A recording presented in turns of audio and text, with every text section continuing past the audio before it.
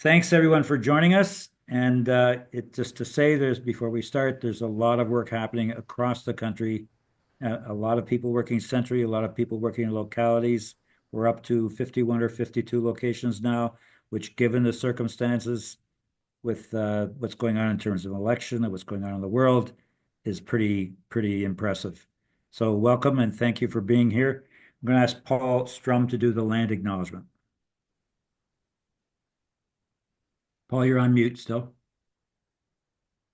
All right, good old technology.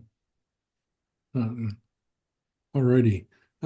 We acknowledge the traditional lands and territories of the indigenous peoples who have lived on these lands since time immemorial. There are 634 recognized First Nations communities, 51 Inuit communities in Nunangut, and 8 Métis settlements in Alberta, representing the various indigenous peoples and cultures across Canada. There are more than 70 distinct Indigenous languages currently spoken by First Nations people in Canada. The Truth and Reconciliation Commission concluded its mandate and released its final report with a closing ceremony in December 2015. The federal government is accountable for 76 of the 94 calls to action, either alone or in partnership with the provinces and territories. As of January the 1st, 2024, according to Indigenous Watchdog, 11 of those calls to action are complete and 39 are in progress. That represents 66% of the calls to action. Clean water is life, but as of today, 35 long-term drinking water advisories are still in effect in 33 Indigenous communities. In order to continue to make progress regarding this initiative, we need to continue to encourage our educational and political systems to tell the truth about our collective history, as well as our road to how we heal together. Miigwech, Walaliyuk. Thank you very much, Paul. So my name is Nick DiCarlo. I'm on the steering committee, and I'll be chairing this particular meeting. We rotate the chair once a month. It's my turn. Last meeting, you would have seen Louise Como. So just before we begin, I just want to review the agenda quickly. And so we're going to go, first of all, to a presentation on the resources available to you. And that'll be a whole set of things under that topic, followed with some questions and discussion. We'll then briefly look at the federal election, what's available to you from the website and work we've done on that.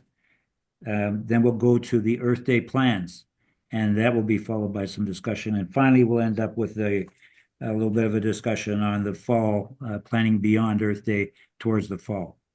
So to begin, get things underway, I'm going to call Rolly to start the presentation on the resources available. Rolly? Okay, thank you, Nick. And I will start by sharing my screen. So let me see. And you should be seeing the website.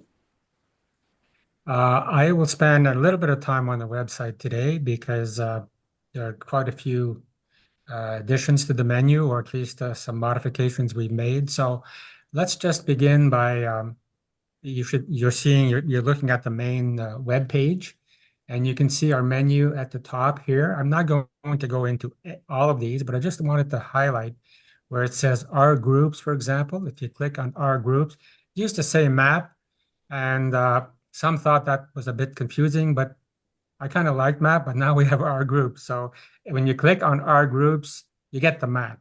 And on the left side, you get a listing of the 70, I think there are 78 locations now. And some of those locations are all of the locations Nick was referring to, or will be referring to. I think we have 52 locations right now organizing or having something on the map for the April event. Next to our groups, now we have a feature or a tab in the menu that is for events. Now, these are events where people have sent in a bit more information than normally we will find on the map. For example, there would be an image or graphic we can use. And actually, I see that we've added the 1, 2, 3, 4, 5 of them today. So when you scroll down here, if you've submitted some information, you'll find out that your event is being highlighted. There's Oshawa, Yellowknife, Calgary, Brandon, Toronto, Saskatoon. I'm scrolling down, Perth, which is close to Ottawa, Napanee, Winnipeg has, I think Winnipeg has 2 on here. Vancouver, Cape Breton, there's Winnipeg again, Niagara, Ottawa, where I'm from, Edmonton, and that makes what, 15 or 18, 15 events. And we're getting more and more of these as we go. So again, well, we'll be sending a follow-up to this email following this particular meeting this evening. And we'll remind you how to go about this, but basically it's just to contact us, description of your events and a photo, and pretty well we can get it up on the events page if you so desire.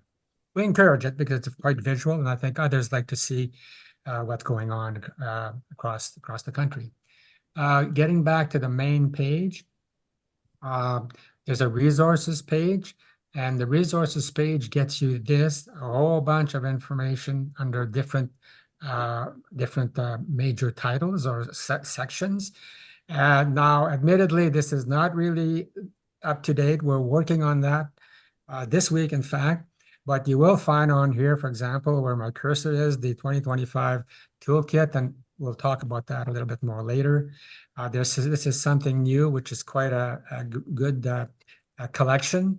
It comes from someone working in SCAN, Tactics for Collective Action. I encourage you to check out this link, and so on. So we're updating that as we go. There's a lot of flash mob information now that we didn't have before, and we're continuing to work on that.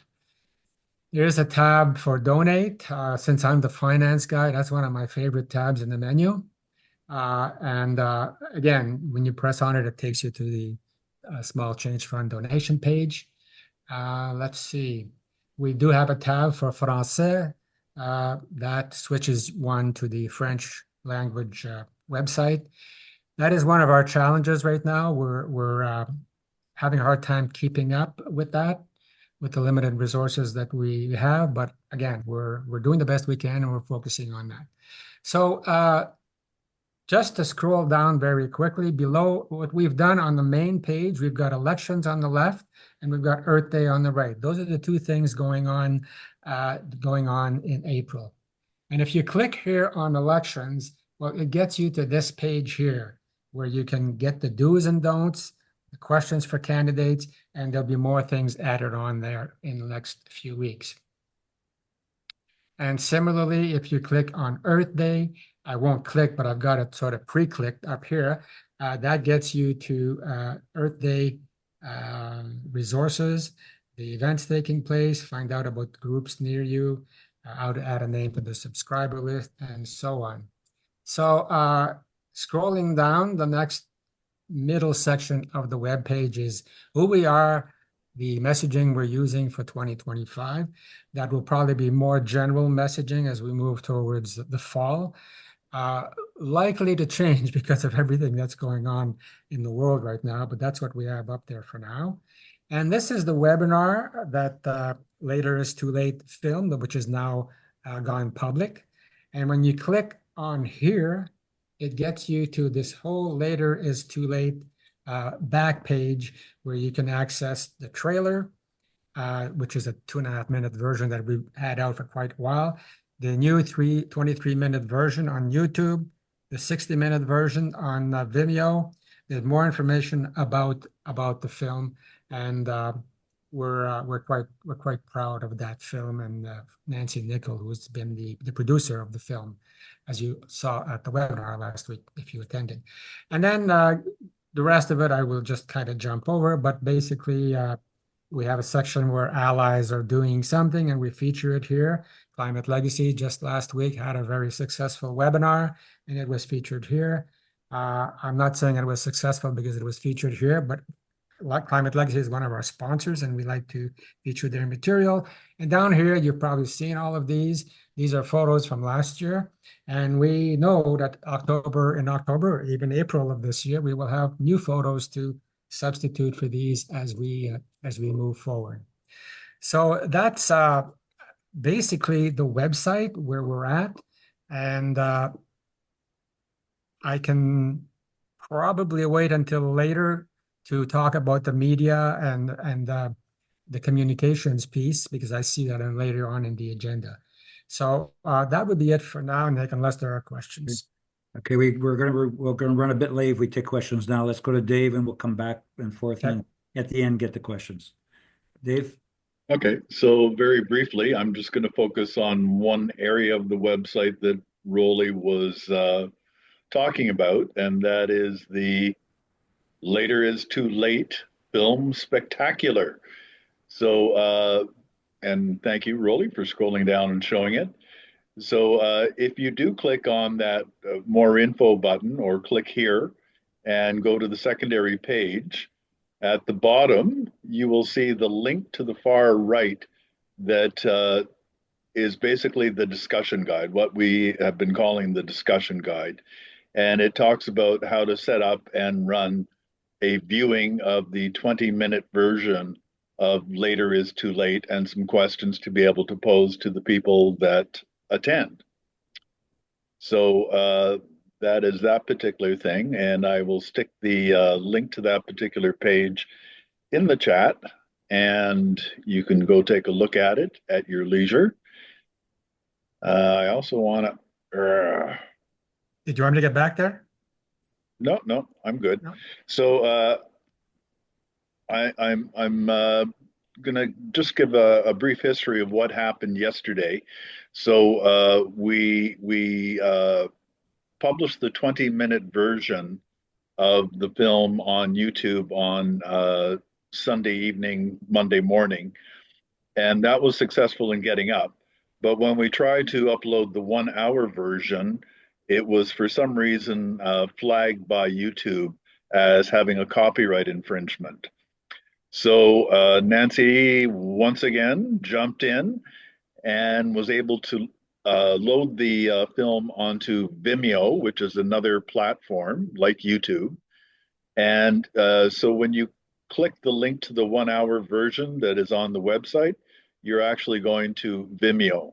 It's the same. You're going to see the same film as you would on YouTube, but it's just on a different platform.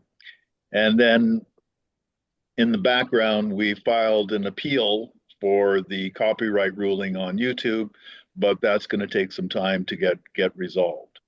So that's the streaming versions available to the public. However, you lucky organizers get the original versions, and they are actually a higher quality streaming version. So the photography and the sound and everything is much better.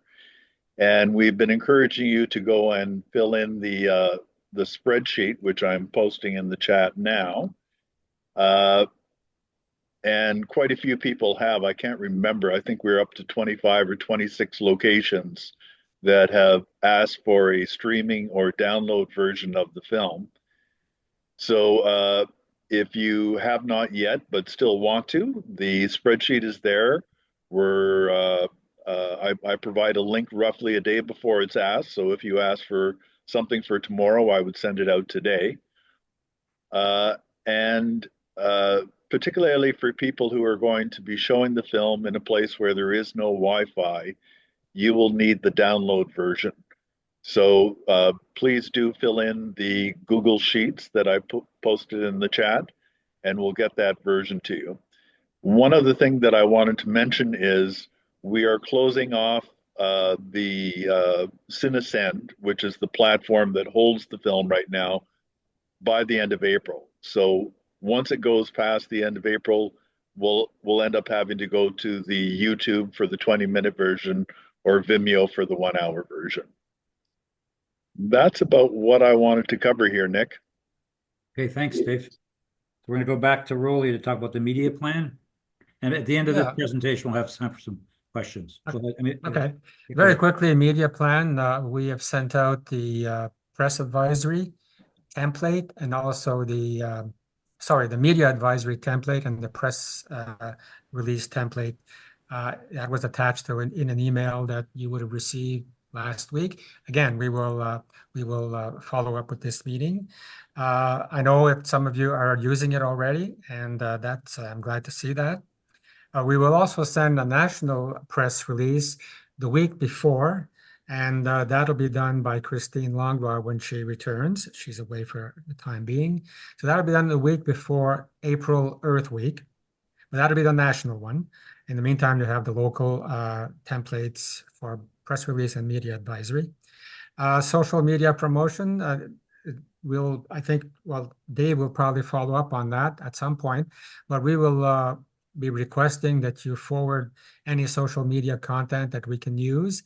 We collected tons of resources, images, and videos and so on in October of last year. And that ends up in a folder on our Google Drive, which we can use for promoting and social media posting. And social media posting is moving along. We have someone who was with us last year back to do that this year. The subscriber list sorry, that's it for media plan and communications for now, Nick. Okay, we're gonna go back and forth a couple more times, then we'll go to questions. Back Dave, to over to David, you. yes. Okay. Got that bounce back. Thank you very much. So the subscriber list by local area. Our subscriber list is pushing almost 4,000 people now. And the nice thing about it is that we ask people for the name of the town or city where they live, but also their postal code.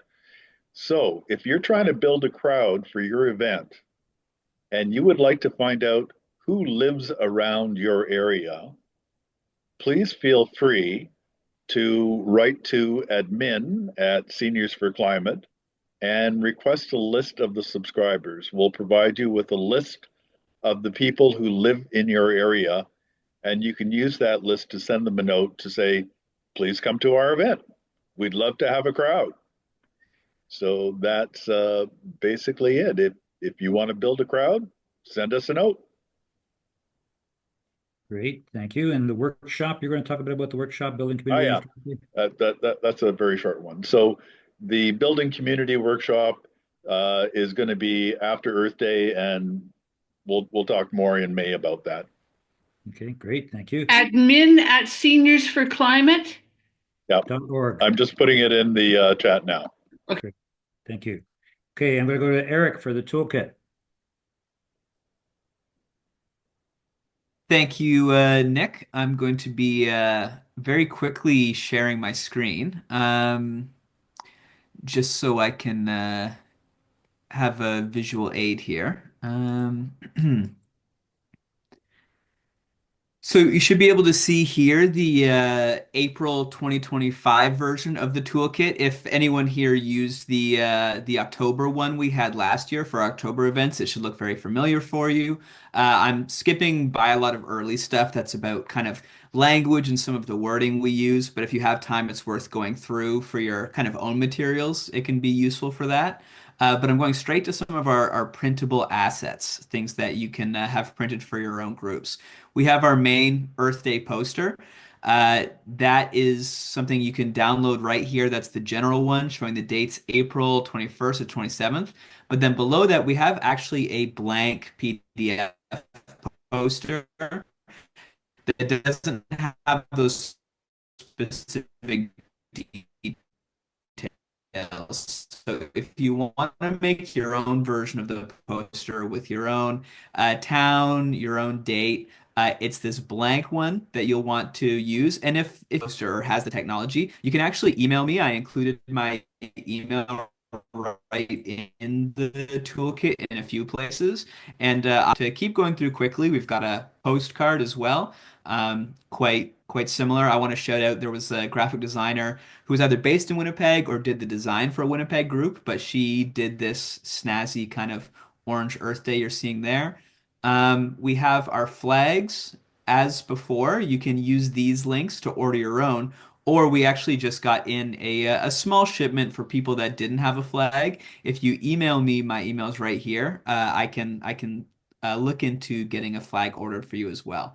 Something that's slightly newer, we have t-shirt and hat designs. We're not yet printing our own t-shirts and hats and sending them out, but what we do have is the files, these little Seniors for Climate logos you can see there. So if you download those, and we've actually included some local printers in different areas. Some of these are actually national as well, so you can order from them anywhere in the country. But if you get the file, you reach out to one of these printers, you can print your own shirts and hats. So that's a fairly new thing for this year. One thing that's going to be added to the toolkit that's not in there yet is a link to the documentary and that kind of discussion guide David had mentioned earlier. So that will be coming into the toolkit in the next few days. Very quickly, the last thing I want to show related to the toolkit is some of you might be wondering, well, where the heck can I find this? So it's on our website. If you go to the website Rolly has kind of walked us through, and right on the homepage, there's this resources button at the top. If you hit resources and then scroll down just a little bit to documents right under spreading the word, the toolkit is right at the top of the documents. So if you click this link, it'll bring you to the toolkit I just walked you through. And as I said, in the toolkit, my email's in a few places. So feel free to ask questions, or I think we're going to have a question period right after this. So if you have any toolkit related questions, you can ask me then as well. Great. And that's my time. I'll stop sharing. Perfect. Thanks, Eric. One more. Back to David for the evaluation. Very quickly, what- Sorry, you're doing that, I'm Roland? sorry. Well, I was just going to talk about, okay, no, let's go to David then, because Eric has already covered what I was going to talk about, and we're fine. Good. Okay, cool. David, last thing was, now we'll go to some questions. Go ahead, Yeah. Dave. So back in October, we had an evaluation and we received a lot of feedback. We modified a lot of the, not a lot, but some of the things that we were doing. We listened to people. One of the big things was that you didn't want to have it on your events on a weekday. You wanted to be able to have the flexibility to be able to go across the entire week so that people who were working or in school could attend events. So we listened to you and we reacted, and we want to listen to you again. So we have this evaluation that we have created for the Earth Day event. It's not as long as the one from last October. And I'm just going to read the questions to you. I'm also going to post a link to the actual evaluation in the chat, and we'll send it out as well. But our hope is that as soon as your event is over, or your events, because some people are having more than one, you'll fill in the evaluation and submit it. We are going to close off the evaluation by the end of April. And then between the end of April and the time of the next organizers meeting, we'll have a chance to be able to do the analysis and come up with the results and present it at the May organizers meeting. Pardon me. So these are the questions. So there's some, question one is just your identifying information. Number two, roughly, how many people attended all of the events you had planned for Earth Day week? Question three, how many volunteers helped with your events? Question four, did having the flexibility to have your event at a time when more people were available result in a diverse range of ages represented? Question five, did your event receive any media coverage or publish an opinion piece? And if so, please provide some details or links. Question six, during your Earth Day event, what went well? Please answer in a sentence or two. Question seven, what would you change for the next time? And again, please answer in a sentence or two. Question eight, on a scale of 1 to 10, where 1 is low and 10 is high, how successful would you say your event was? Please describe briefly the reason for your rating. What would you need to raise your rating to between an 8 and 10? Question 9. Did you have any politicians, elected or candidates, attend attend for municipal, regional, provincial, territorial, or federal levels of government? If yes, what levels of government were represented? Question 10, what parts of the support from the national team would you not change? And question 11, what parts of the support from the national team would you change for the next event and how? So as I said, those are the questions in the evaluation. We will be sending out a copy of them, and I do have the link for the actual evaluation, which I am going to copy into the chat. And Nick, back to you. Okay, thank you. So those are all the presentations on the areas of resources. Any questions? We probably have about 5 minutes or so for questions, and if we don't get through everything, please put your questions in the chat and we'll get back to you after the meeting, or even during the meeting in some cases. So any questions or thoughts or important points people want to make regarding what you've just heard? A lot of information. Some of it is stuff we know from before. I'm not seeing anyone. Nick? Yep. Yeah. I'm just wondering if people throughout the country are making a point of bringing Seniors for Climate to the political discussions. I guess, for example, we have Adrian Arsenault coming to Yellowknife on this Sunday to talk to people about election issues. And so myself and some other people are trying to get on the agenda to bring climate issues to the fore. And I'm just wondering if others are doing that across the country, if you've done any thinking about any different kind of messages, if people are doing that. Okay, Lois, important Thank question. you. Thank you. That's going to be under the next section of the agenda. It's not so much resources, but we will come to it. Thanks for asking it. So as soon as we get to the election presentation, we'll come back to that. Avril? Thanks very much, Nick. And I'm calling in from Penticton in the Seal People's Territory. We just a comment and then a question. A comment that we just discovered today that some of the seniors' residences in, or at least one in particular in our community, actually has a small theater, and they requested that the film be shown in their theater as well.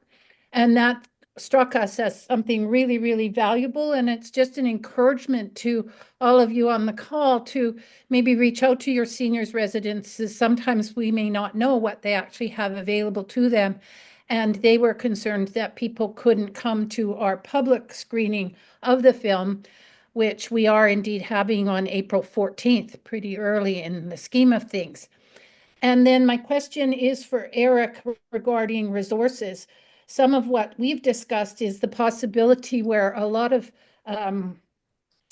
seniors frequently use canvas bags, or heavy cotton bags, and for whatever they're toting around, and wondered if that could also be a graphic used for that sort of resource. When you were showing us T-shirts and hats, many people say, "Oh, I have a closet of T-shirts, don't want any more of them," but they might really consider using such a one. And I know I use my Council of Canadians ones all the time for materials there, and it's really valuable. So just a suggestion also, and maybe Eric knows if he's got that one ready to go. I'm not sure.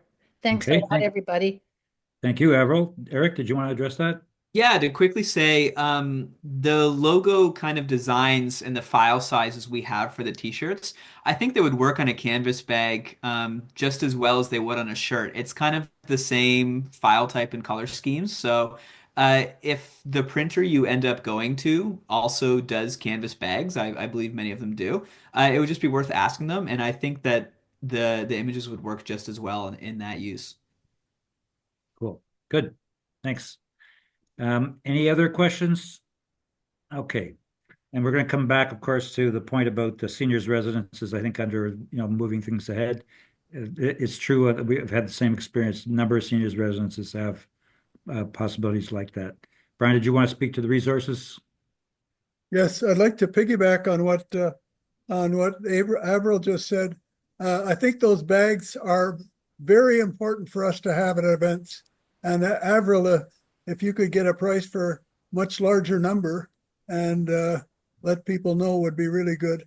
I've already seen situations where people were given information and they had nothing to put it in. And I think that's a great way to promote Seniors for Climate. Perfect. Thank you. Okay, we're going to move on to the next agenda item, and that's the federal election. What information resources we have around that? Ricky Stewart from Victoria. Ricky, please. You just put yourself on mute. Probably thought you were unmuting, but you muted. Ricky, you're on mute. There. Great, thanks. Okay. That should do it.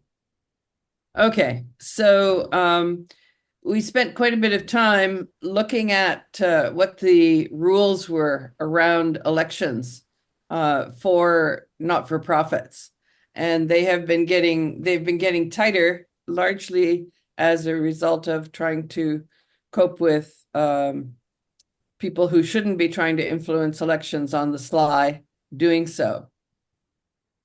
And I'm briefly going to go over in sort of grosso modo what the rules are. But there's a handout or a description on the website under the elections logo there that you can look at it in more detail after this meeting if you need to refer to it. Basically, not-for-profits have a choice about how they want to present themselves during elections. And if they are going to be very, very active on elections, then they may choose to register as a third party. Seniors for Climate has decided not to do that for a number of reasons. And the major reason for one of the reasons for not doing it is because once you register, it is quite a heavy administrative and record-keeping burden to be a third party in an election, and we chose not to do that. If you choose not to do that, what it means is that the organization cannot spend more than $500, including the share of overhead costs on any partisan issues related to the election. Now, partisan issues under normal circumstances means that you can't say vote for this party because they're good on climate, or vote for that party or don't vote for that party because they're bad on climate. If you say, for example, a major issue in this election is climate change, and we want to know how the parties respond, that does not come under the third party registration criteria, and you can feel free to do that unless the subject that you are talking about happens to become a major cleavage in the campaign. So, for example, if every party had not decided to axe the tax, then axe the carbon tax or keep the carbon tax would have been one of those issues in this election. So we actually have quite a lot of leeway in terms of speaking to climate issues in this election because they don't seem to be very prominent right now. but we must not do so in a partisan way if we are speaking on behalf as Seniors for Climate. If you're working, if you want to volunteer for a particular party or work on an issue for another organization, then the rules that organization has chosen to apply should prevail. So that's sort of a very brief overview of what we can do and cannot do under the election. In terms of Seniors for Climate itself, on the website under the election banner, you will find a lot of questions that you can ask candidates about climate that have been developed by by various members across the country. Another resource that's under the election banner is there's a letter. There was a letter published by the fossil fuel industry promoting both the expansion of pipelines and the expansion of fossil fuel extraction. And the Seniors for Climate Steering Committee decided that they wanted to respond to that letter. We prepared a response, and in the chat, Eric will put a link to a slight modification of that response, which fits on a nice 8.5 by 11 sheet, as a way to promote, as a handout for Earth Day, which will encourage people to ask questions of candidates on what they're thinking about climate in terms of a response to that letter, basically saying a vote for fossil fuels is against the environment, it makes no economic sense, and it's undemocratic. So those three resources, one in the chat that Eric will put in the chat, and two on the website, are what we have done. If any of you have questions about this or have your own materials that you're wanting to hand out and would like to talk about, now is the time. Okay, thank you, Ricky. And also the question was brought up by, forgetting the name, Lois. People may want to address that as well. So, floor is open. We got about 10 minutes or so to discuss the election, any issues that people have or questions, or looks pretty quiet out there. Okay, that's good. People, it may come up as we talk about some of the other stuff. Anybody wanted to respond to Lois's question about whether people have made a point of it in their work in some way? Okay, let's do that. If it comes up, it'll come up under the Earth Day plans, which we'll go to now. So I'm going to ask Dave once again to take the screen and tell us about the Earth Day plans. Thank you, Nick. So the first thing I just wanted to talk about was the documentary launch, the Later is Too Late documentary launch on April the 3rd.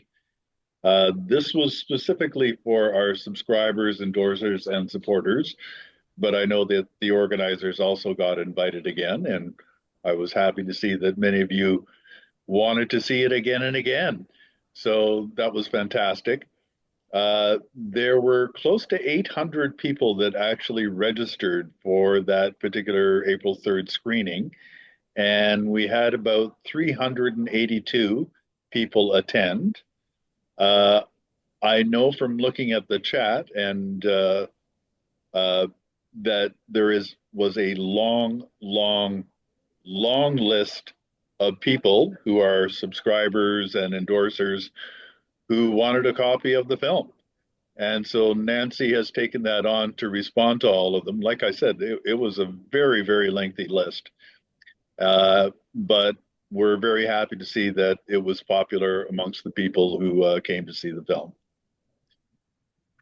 The next thing I want to talk about is just a little bit of emphasis on growing our numbers, visibility, and reaching out to youth during the Earth Day week events.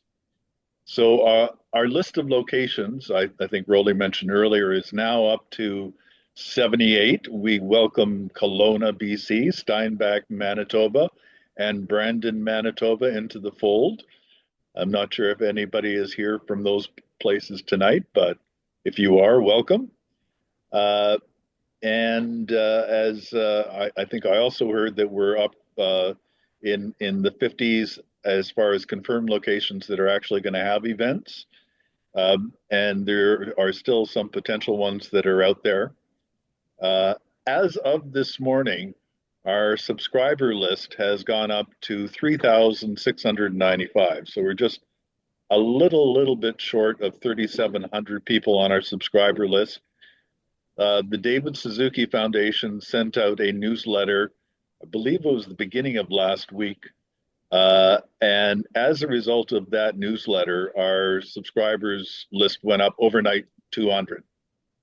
And then as a result of the screening, our subscriber list again bounced up around 50 overnight. So it's quite interesting to see how events like this actually increase our subscriber list. I have somewhere the Earth Day map, which I'm going to share. Maybe I don't. Okay. Yeah, I do have it later.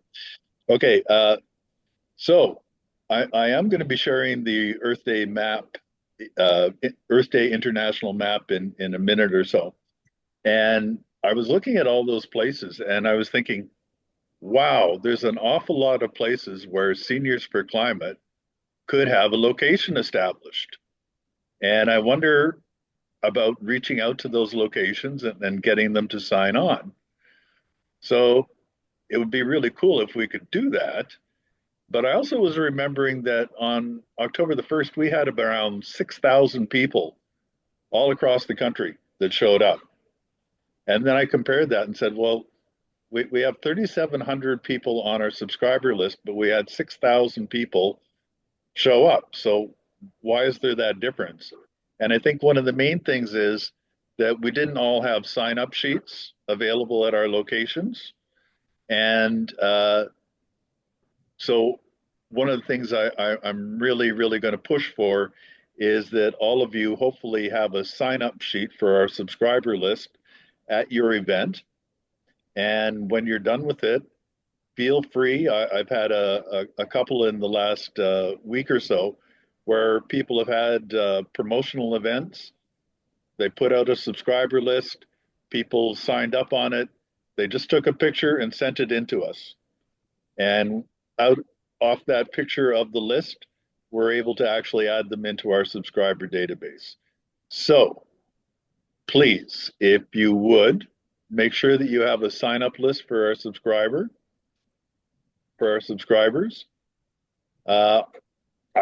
I'm going to really encourage you to use the flags and the printable banners that Eric was talking about a little bit earlier to pump up our visibility.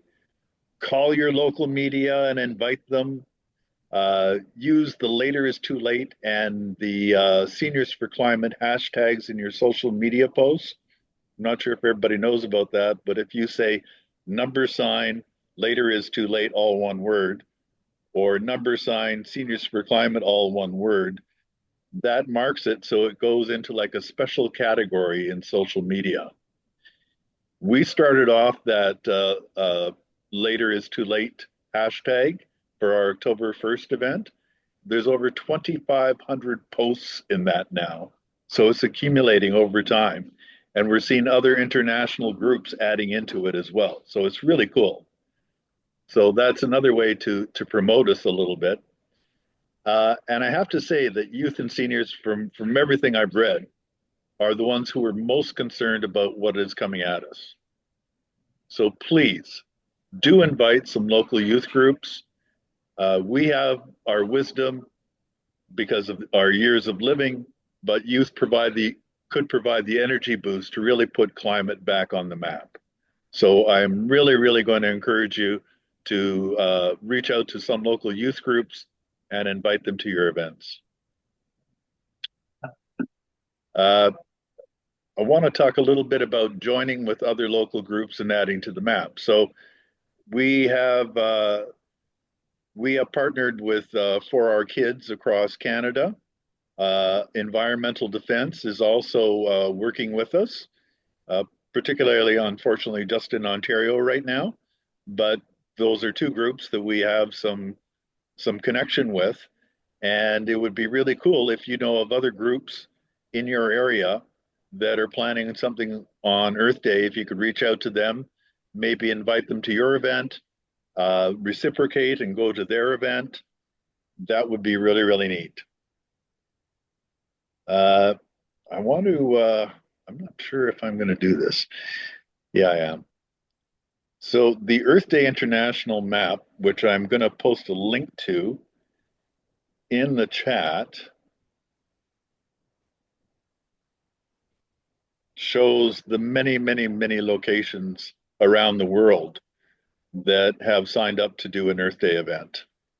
And we have been adding the Seniors for Climate events into that map.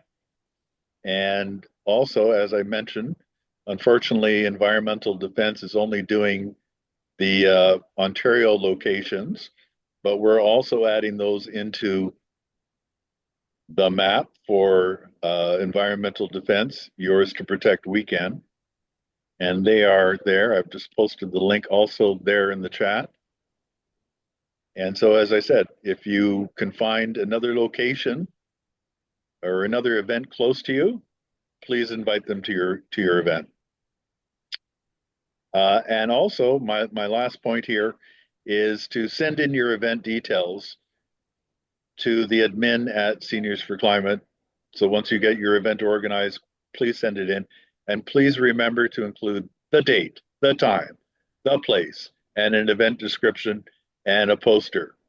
And if you send in a poster, then we're going to be able to make you an event page as well. So, and one last thing here, the videographer and photographers, like Rolly mentioned earlier about all the photos that we got from the October the 1st event. We got almost 900 photos from the October the 1st event. We used them in our social media for 2 months. So instead of somebody having to be creative and come up with something or copy an image from somewhere, we were able to take all those photos that we got from across Canada and use them in our social media for 2 months. So please appoint someone to take short videos and photos, and use them in the promotion of our events. The photos tell the story of your event, but put together, they tell the story of our movement. Okay? And I've already discussed the documentary and the discussion guide. Rolly's pointed that out as well, so I'm not going to go into that. And so, also going to try showing the map here. Control click.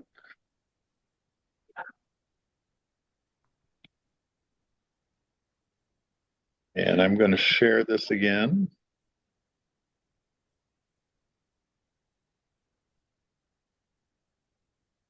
Bear with me.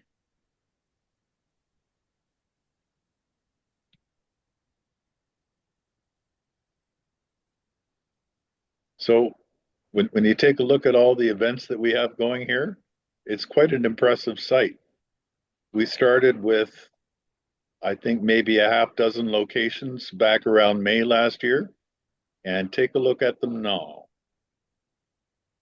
Take a look at them now, folks. And we're going to get even bigger.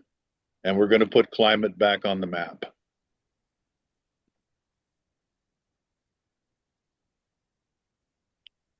Okay. You good, David? So Nick, so Tylene, you have a question? Well, just before I go to Tylene, I'm going to ask Hilda from Colin Brander from Vancouver. She had wanted to tell us a bit about what's happening in Vancouver, then we'll go to Eileen. Go ahead, Hilda. Are you there? I saw you. Yes, I am. Sorry, I was still on mute, but here I am. Okay, cool. Just wanted to tell you what we are having an event this Saturday on the 12th. It's in conjunction with the local community center. So we will actually just be a part of the Earth Day celebrations there.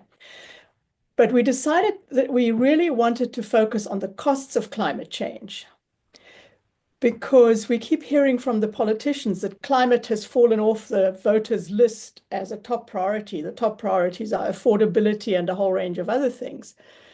But we figured, well, affordability and rising prices are absolutely linked to the climate crisis, because we have so many events that are costing huge sums of money to deal with. And this is money that essentially comes from our taxes. We have all heard about, and we know about, the rising costs of insurance, home insurance, any other kind of insurance, because of climate events. And we also heard about a whole lot of places in California that are no longer covered by any insurance because the insurers aren't willing to risk it. So the costs are absolutely enormous. And there's a huge range of costs, including health. In particular, I think, health of seniors. When we had that incredible heat dome in British Columbia and elsewhere 4 years ago, over 600 people died of heat-related issues, and many, many of those were seniors. So we have spent quite a bit of time putting together a kind of a poster trying to detail these costs, just to have a visual that we can discuss with people to make them aware of the link between affordability and the climate crisis. So that's all I wanted to mention. We haven't quite finished this visual yet, but we would certainly be happy to share it when we've got it all together. It's more or less ready to go. Thank you. Yeah, this is, I don't know how much you can see of this. Yeah. This is the one, and we've got two panels. This is the panel that kind of deals with the overall costs, and then we have a second panel which goes down to the household level, really trying to nail down what are the costs to Canadian households, or in this case, British Columbia households, of the climate costs. Thank you. I'm happy to answer any questions. Thanks. It's wonderful. Sorry, Amazing. sorry, who's speaking? That was Janet Gray. I'm just Hey, Janet, can you just hold for a second while Absolutely. if you can put your hand up, it'd be great. Yes, okay, so that really important point. So I'm going to go to Tylene first, then we'll go to Janet. Go ahead, Tylene. Hi, now I have a second question as well. Would you be able to share that with us? That's an amazing document. Wow. Yeah, we'll definitely be happy to share it once we've got it all nicely set up. And we also need to include, of course, citation backups. Where did we get this information from? Yeah. Oh, fantastic. Okay, I just had a really simple question going back to when Dave, when you were talking about the sign-up sheet. I was just wondering if you or anybody else has advice on where to put our sign-up sheets, because we also want to put a Scan Edmonton one out. We were thinking about putting one at our entry table, but then we were worried about the bottleneck effect and, not letting people in quickly enough. So, and also, do people really know what they're signing up for at that point when they're just entering, right? Or should we have like a table in our festival amongst all the other tables, and people can come there, after the speakers and when people are flowing around, and then sign up? Does anybody have any advice for that, especially Senior for Climate people? Dave, you were asked the question. Did you want to speak? I was asked the question, so I know this question comes up all the time. And it kind of depends on the location preferences.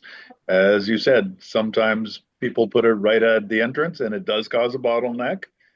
But if you put it further inside, then there's a possibility of people missing it. And as far as people not understanding what they're signing up for, on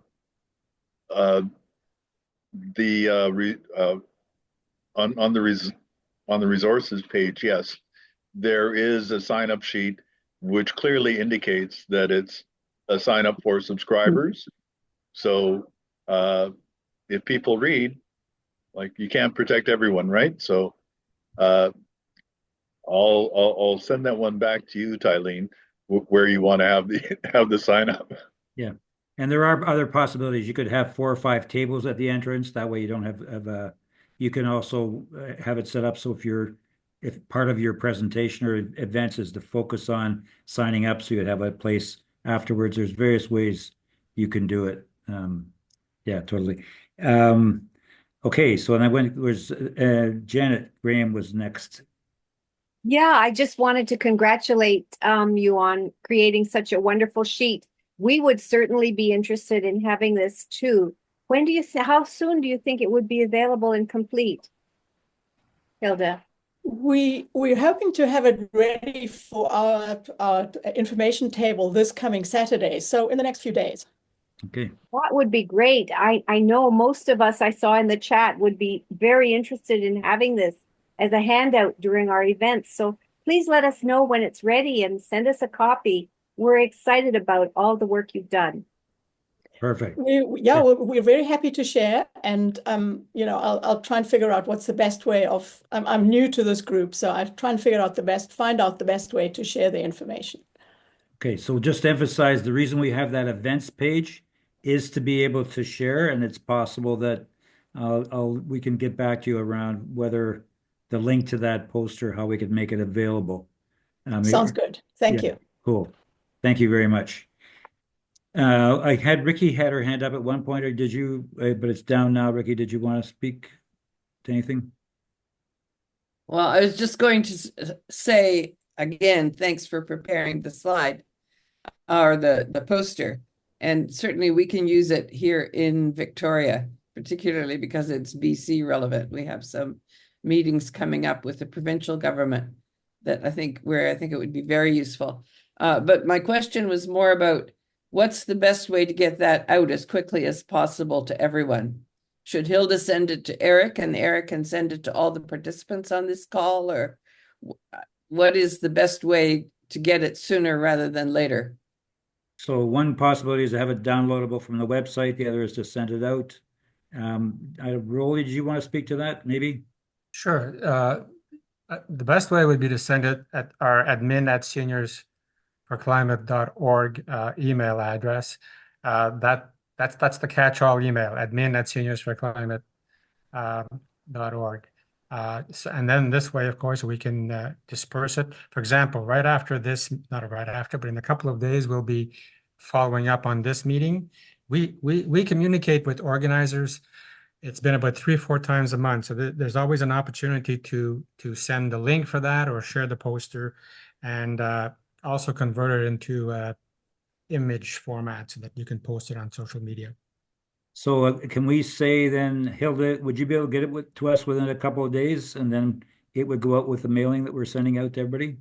Yeah, we'll do our best, promise. Okay, and even if we send an original, like an unfinished form, that would be good, and we can then figure out some way to get the finished version. Get an updated one. Okay, good. We'll do. Thank you very much for that. Pat. I just wanted to comment on the sign-up lists. Like, certainly when at our event, we missed a lot of people because we didn't have it right when people came in. So this time we're going to have lots of clipboards so that it's, we don't cause bottlenecks, but we have lots of opportunities for people. So there'll be a number of sheets. So rather than having 1 or 2, you could have half a dozen, and people could just pass them around and complete them. So that's not a bad way to do that too. And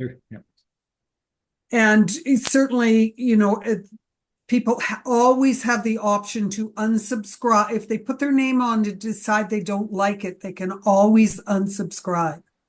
So it's not like we got them for life doing this. Okay, cool. Never unsubscribe, never. But and there are the cautions, of course, to make sure that people know how their names are being used, etc. And those are always, we'll take those into account. So any other comments on what's happening? Questions? Okay, just want to emphasize again what your event is. It would be really helpful to put it on the event page. We have about 51, 52 places now that are holding events in around Earth Day, that time frame. In the fall, we'll be mobilizing some more, and I'm going to talk about that for a bit. So, and we have a potential of 78 places where we should be able to do something, and of course, we want to go beyond that.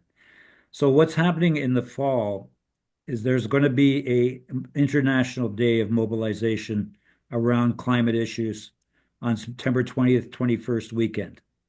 It's the weekend before the UN leaders meet leaders of various countries meet at the United Nations in New York. And it's also a day when there's going to be a massive organizing drive in the United States by Third Act. 350.org, which is an international group, is working with Climate Action Network and tells us that, in fact, there will be a mobilization globally. It won't necessarily be quite the same theme as in Third Act, but there will be a mobilization. So we've had some discussion in the steering committee about this. And, you know, the reality we're facing is that the climate issues are getting more and more urgent. On the one hand, we see the impacts. It was mentioned about BC, the heat wave 4 years ago, somewhere in the range of 400 seniors died in that heat wave of the 600. It was a very, significant impact. And there is going to be more. And the situation is deteriorating. We know what's happening in the United States and the role that Trump's playing in terms of setting things back on climate. We see countries changing their targets and moving them back, or making them more distant. We see financial institutions backing off their commitments. We see oil companies being very aggressive around expanding oil, and of course that's an issue in this election as well. So the job is important. It's big. It's very, the crisis is intensifying, and it's up to us and us here in Canada, but people around the world, and people will respond. I think that's pretty clear. So we have to maximize our ability to be part of that. So what does that mean for Seniors for Climate? It means that we'll be having an event along with other people. We will attempt to be involved in coalition with others for that day on September 20th, 21st. And our role will be to mobilize as many seniors under the Seniors for Climate flag, essentially, to join that. So we'll be mobilizing amongst seniors, but we'll be working, hopefully, if all goes well, in coalition with others. So that day will be a day that all will join together. People remember in the 2019 when Greta Thunberg was the motivator of massive demonstrations around the world. Well, that's where we have to go again. And of course, that was youth leading it, and everybody else joined in. And that's what we're hoping this time around, that people will join in. So the work you're doing, which is so important, is setting the basis, for moving forward. And that's what we're going to be talking about coming out of this particular mobilization. It's I know people putting a lot of time in. I know it's a very difficult situation in terms of elections going on and demands on time, etc. But it's quite amazing the amount of response we have and the number of people who get involved and the potential for growth.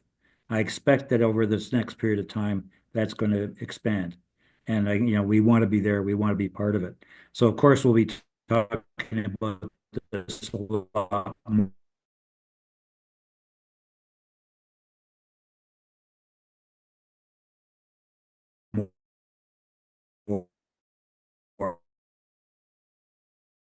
We just made, where we'll then look at the evaluation. How did things go on Earth Day? What did we learn? Where are we at? And look ahead at the fall and beginning to mobilize yet again. And we don't want to put people. We're not saying that people should take on more and more as individuals, but we do want to expand the movement so there are more individuals to take on the work. And any questions or discussion around that concept about where we're going forward in terms of from here?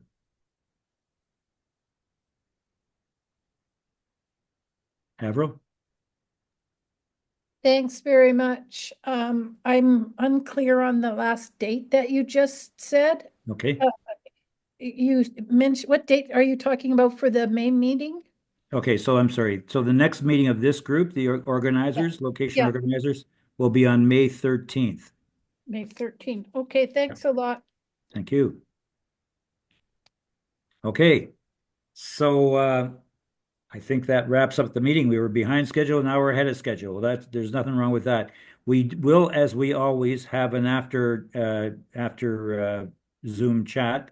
So if anybody wants to stay back, is interested in discussing any of the issues, please do. So we'll, once we formally end the meeting, we'll stay on. Thanks very much for being here tonight. Thank you very much for all the work you're doing. I know that it's really quite remarkable that we have so many people involved across the country willing to put their time and effort into this movement. And it just shows up in terms of what we see, things like we just heard from Vancouver, for example. So I guess that brings the meeting to an end. And if anybody wants to stay back for the chat, please do. Take care. Thank you all. Good luck on the Earth Day. Thank you all. Good luck. Yes. Looking forward to hearing about everything that happened. Thank you. Okay.